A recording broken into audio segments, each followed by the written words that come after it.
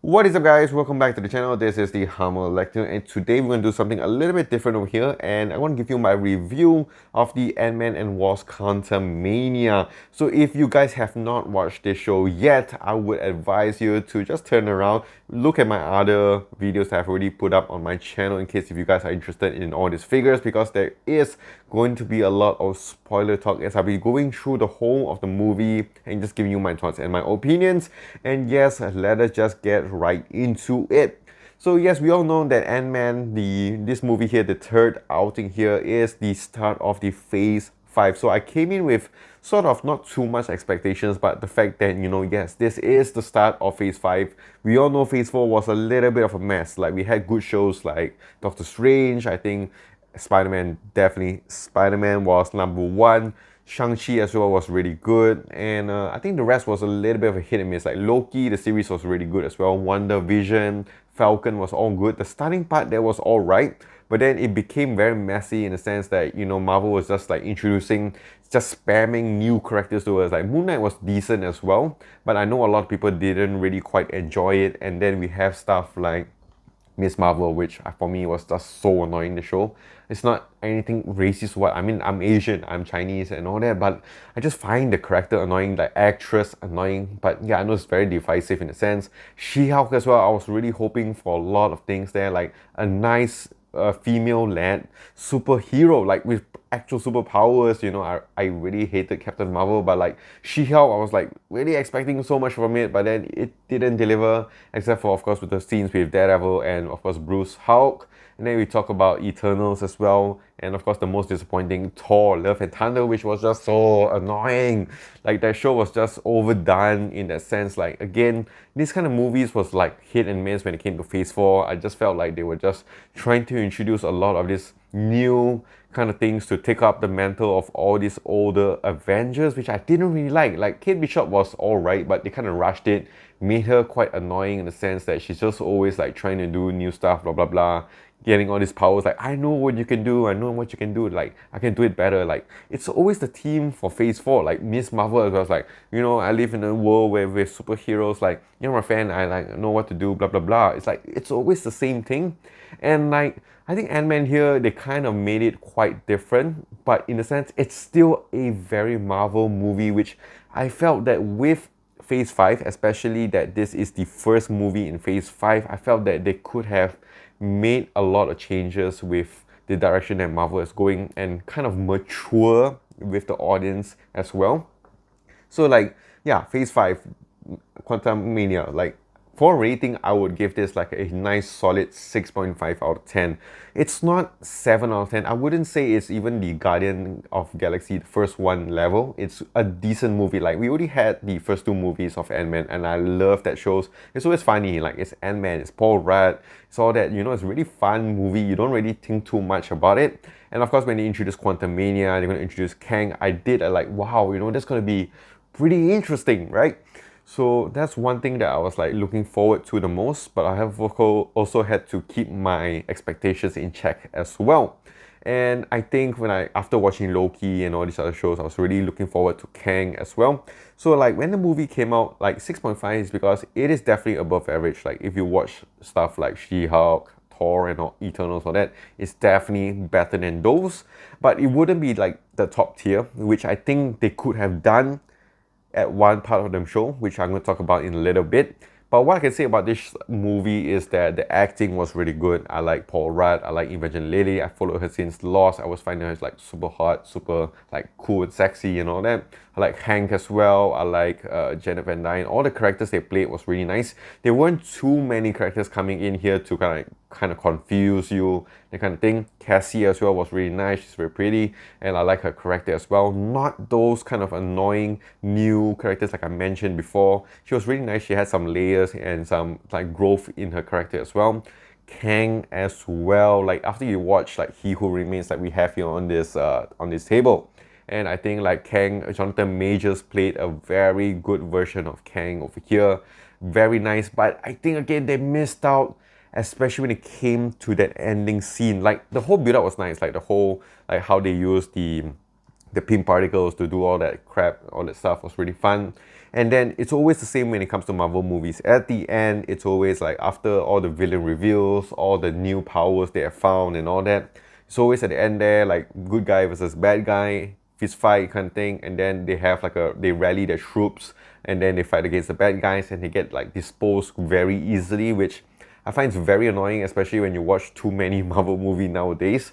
And I felt the only thing they could have done really different and made Phase 5 like from here, like from endgame level, and just like push it further, was the fact that they could have let Kang actually win. Like the initial script was that I read and of course saw online was the fact that, you know, Scott and Wasp was supposed to be stuck in the quantum realm, which I think would have been an excellent idea. Imagine like one of the last few Avenger team members on Earth is stuck in the quantum realm. And I was like, okay, that's pretty cool. Like, you know, they showed it like they were like just looking, overseeing the whole quantum realm. I thought they're gonna be stuck there.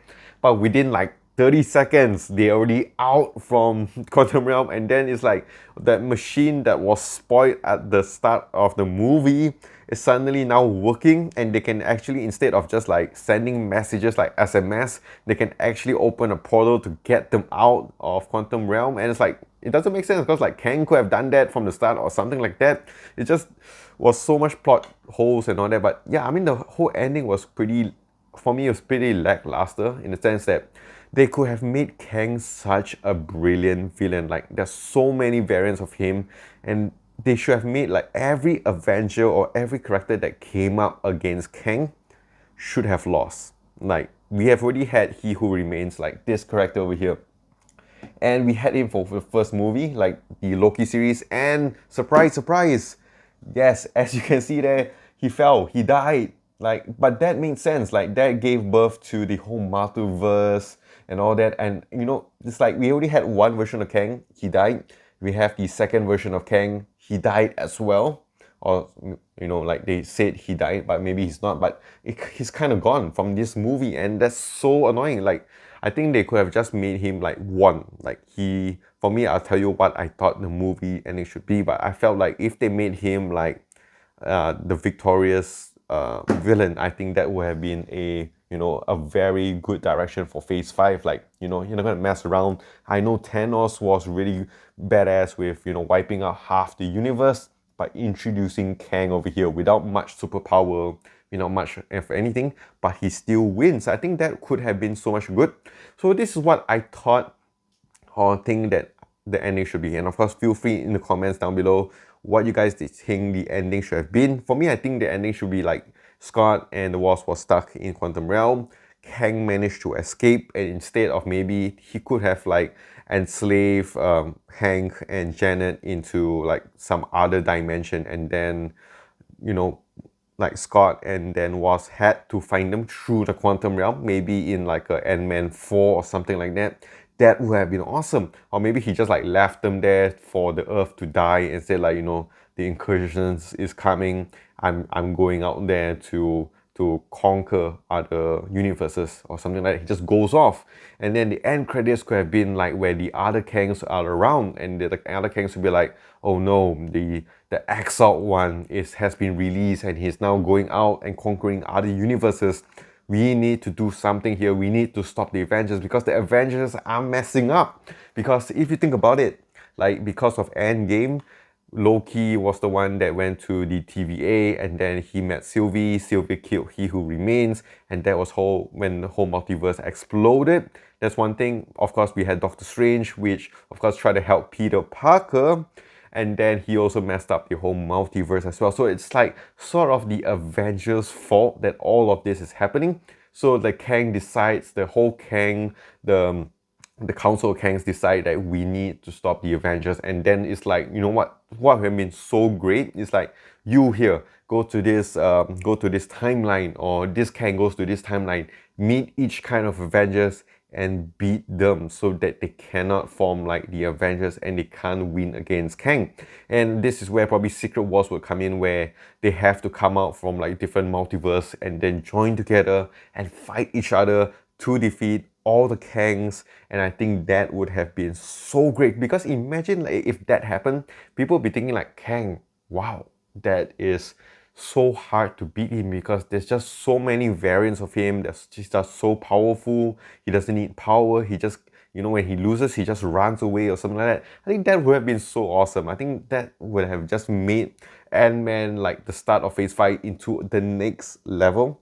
And then I felt that with Marvel's Phase 5, we would have just taken a totally different approach, and I think that would have been just so awesome in my sense. I mean, this is of course just my thoughts and my opinions. This is just me ranting out in my room over here. Instead of talking about toys, I just decided to talk about this whole Ant-Man show. And like, because like I like the movie, I'm pretty sure you guys enjoyed the movie as well, but I felt like as a long-term MCU fan, I think it's time for MCU as well to mature with the audience as well, to give a little bit more instead of the generic bad good guy versus bad guy. The bad guy always fails. And like, think about it. 2 out of 2 Kangs that we have met already died. Like, that's it. It's like, how are you going to justify that Kang is so powerful, so omnipotent?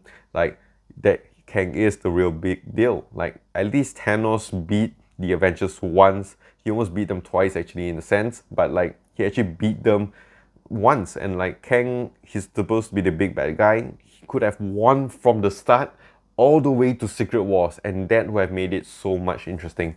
So like I said, yeah, these are just my thoughts and my opinions. This is my review of the Ant-Man show. Tell me what you guys think about this, and of course if you guys want me to review shows and of course movies, let me know in the comments down below, and of course share with me your thoughts and your opinions on this Ant-Man movie, Quantumania, and I'll see you guys of course in the next one.